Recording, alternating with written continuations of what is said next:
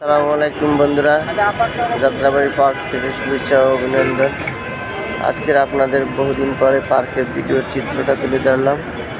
এখানে বহুদিন আসা হয় না, তাই আজকে আসলাম। দেখে গেলাম অনেক পর্যটক থাকে এখানে অনেক সময়। আজকে দেখি অনেক কম, দর্শনার্থী সংখ্যা খুব কমে গেছে। আর এছাড়া আজকে গরমও পড়ছিল। শনিবারে একটু লোকজন কম থাকে, শুক্রবার অনেক ভিড় থাকে, বেশ ভালোই লাগে। আজকের মানুষজনের আনাগোনা কম আছে, ঘোরাফেরা করতে ভালো লাগে। আসলাম পার্কে, বেশ ভালোই লাগে। পার্কের চারপাশে মানুষ নীরব বসে আছে, ঠান্ডা উপভোগ করতেছে।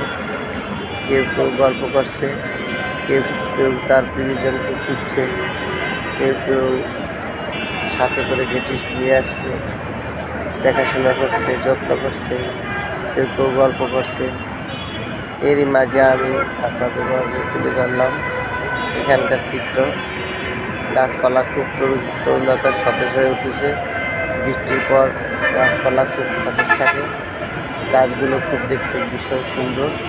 চারিদিকে পরিবেশ অনেক সুন্দর লাগতেছে। নীরব বলা যায় না, কারণ যেহেতু যানজট এলাকা, রোডের মেইন রোডের কাছে পাশে ফ্লাইওভার, এখানে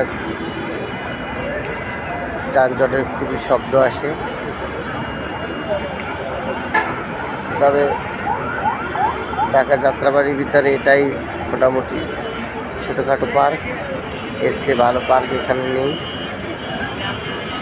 টোটাল বাংলাদেশেই তো ভালো কোনো পার্ক নেই, তা কী বলবো।